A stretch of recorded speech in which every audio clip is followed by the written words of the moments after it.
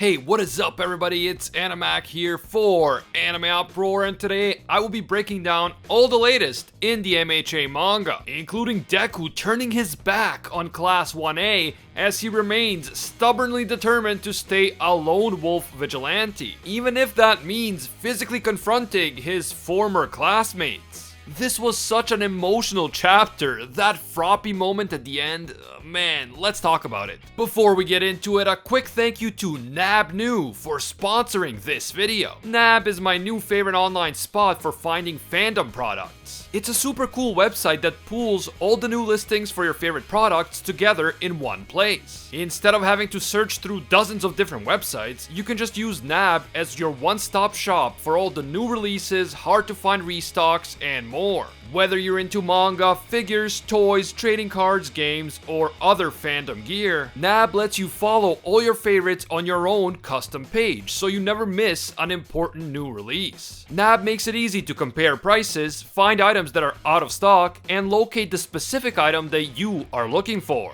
Right now, for every 100 people who sign up for a free NAB account, one person will win a $50 gift card. Go sign up and tell your friends to sign up too. Just click the top link down in the description. The more people enter, the more gift cards they're going to give away, so click that link right now.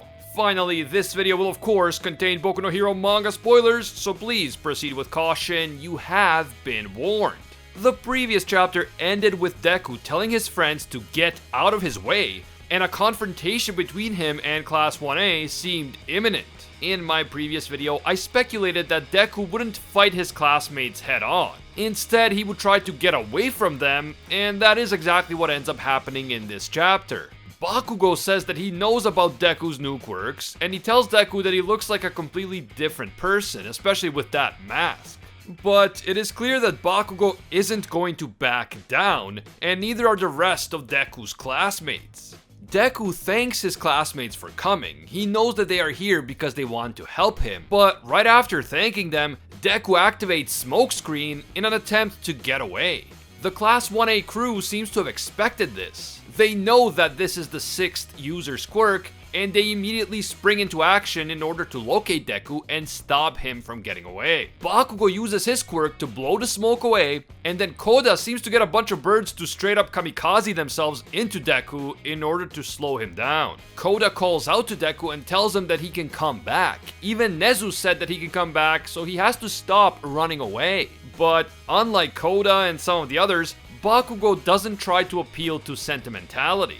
Bakugo is not happy that Deku didn't even talk to his fellow classmates before he left, and he thinks that Deku's growing power has made him think that he's the main character and everyone else is an extra in the story. This is literally true though, but I guess Bakugo wouldn't know that, so we can't blame him for being upset. Deku then uses Black Whip to pull himself away from those kamikaze birds, and that's when Zero steps in and he tries to restrain Deku using his tape quirk. This is actually a funny situation since Black Whip is so often compared to Zero's quirk, and both of the quirks were clearly inspired by Spider-Man, so it was cool to see the two of them going up against each other, even if it was very brief. The other students step in as well, including Jiro, Ojiro, Tokoyami, Kaminari, Sato, Momo, and Shoji. They're all trying to subdue Deku in various ways, because their mission is to ensure his safety, even if that means restraining him by force. As they confront Deku, they all try to remind him of a moment in which he made an important impact on their lives. They are trying to appeal to the bond that they share with Deku as his friends and his classmates. But no matter what the other students say or do, Deku refuses to stay down. He tells his classmates that All for One is coming after him and he has to leave for that very reason. If he doesn't leave, he will put everyone close to him in imminent danger. And so Deku keeps struggling, he keeps breaking out of every makeshift restraint that the other students create, and he keeps pushing forward. Tokoyami even attempts to wrap Deku inside a dark shadow generated cocoon,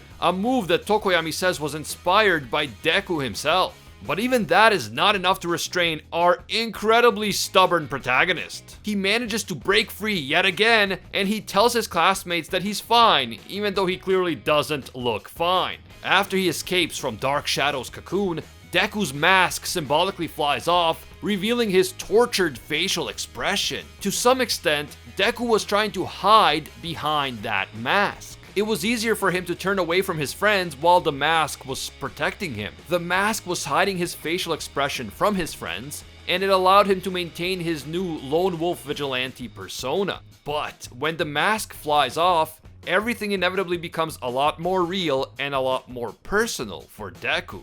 Deku begs his classmates to get away from him and just let him leave, but before he can escape, he runs into a wall of ice created by Todoroki. Todoroki tells Deku that he must let them share his burden. He can't keep trying to carry the weight of the entire world on his own shoulders. And this is what I've been talking about for a while now. All of Deku's Class 1A classmates are also working hard to become heroes. He's not the only one. And heroes are prepared to take risks in order to do good and save innocent people. Yes, it is risky to stay with Deku while he is being targeted by villains, but his classmates are heroes in the making and they are prepared to take that risk. I don't think that Deku realizes just how risky it is for him to go off on his own while All For One and the other villains are after him. If Deku is part of a larger team, it will be harder for the villains to get to him. But if Deku is alone, it makes it much more likely that All For One will find a way to either kill him or steal his quirk. And if they lose Deku, it is game over for the heroes. So yeah, I think that Deku's current thinking is really short-sighted and he needs to stop being so damn stubborn. Then, after that high-flying scene with Deku trying to escape and Todoroki stopping him with a wall of ice, freaking Froppy shows up and just melts all of our hearts. Froppy doesn't try to restrain Deku physically or anything like that. She just tells Deku that she won't let him go because she doesn't want to cry like she did back then. When she says back then, she's referring to the time when Class 1A was bitterly divided over whether they should try to rescue Bakugo on their own or not. Tsuyu tells Deku that he is important. He is important to all of them, and he is allowed to be scared and shed tears. That is how one becomes a true hero, like heroes in comics. Not by pretending that you are superhuman and that you don't have any emotions, but by dealing with your emotions and accepting the help and support of others, like every human being must at some point in their lives, whether they're a hero or not. As Tsuyu tells Deku that they won't let him go alone, this extremely emotional chapter ends. And this chapter really drove home the point of just how stubborn and short-sighted Deku can be. You could definitely compare him to All Might and how All Might always wanted to put up this brave front for the people and how he always pushed himself beyond his limits because he felt personally responsible for everything and everyone. But it was exactly this type of behavior that eventually led to All Might sustaining severe injuries at the hands of All For One, injuries that eventually forced him into retirement. And on top of that, when All Might did retire, the Hero Society basically collapsed because everyone was used to just trusting All Might to take care of everything. So when All Might wasn't around anymore, the people lost faith in the Hero Society. As much as Deku idolizes All Might, he needs to learn from All Might's mistakes. He needs to accept the help of his friends, he needs to share the burden, and he needs to think long term. Deku can't help anyone if he pushes himself too far and ends up severely injured or dead. I don't know about you guys, but I'm definitely rooting for Class 1A at this point. I think that they really need to talk some sense into Deku, and if they can't talk sense into him, they might need to beat some sense into him. And I feel like Bakugo is just about ready to do exactly that. So, what do you guys think is going to happen next? As I see it, there are 3 scenarios that could potentially unfold. Scenario 1, Deku manages to get away, and then we're back at square one with Deku pushing himself too hard and trying to do everything on his own, and his classmates trying to find him and stop him. Scenario 2, Deku is subdued by his classmates and he has to accept their help from here on out. And scenario 3, and this is my favorite honestly, Stain shows up and helps Deku escape. I can totally see Stain appearing out of nowhere and threatening to cut Deku's classmates down, but then Deku says nah, let them go, and let's just get out of here. And then Stain and Deku can finally join forces and have their own sitcom where they become quirky roommates who fight crime and break all the rules. Okay, maybe the sitcom is a step too far, but you know what I mean. There is a reason why Stain was shown basically spying on Deku back in chapter 317. He will definitely make an appearance at some point in the near future, and it would be cool if that happens during this confrontation between Deku and Class 1A. I mean, just imagine Deku choosing to go with Stain over his Class 1A comrades. That would be so crazy, and yet it would kind of make sense at this point in the story. Don't forget to let me know what you guys thought about this confrontation between Deku and Class 1A, and what do you think is going to happen next? Let me know down below. If you enjoyed this Boku no Hero video and you want to see more, leave a like to let me know. It only takes a second, but it helps a lot.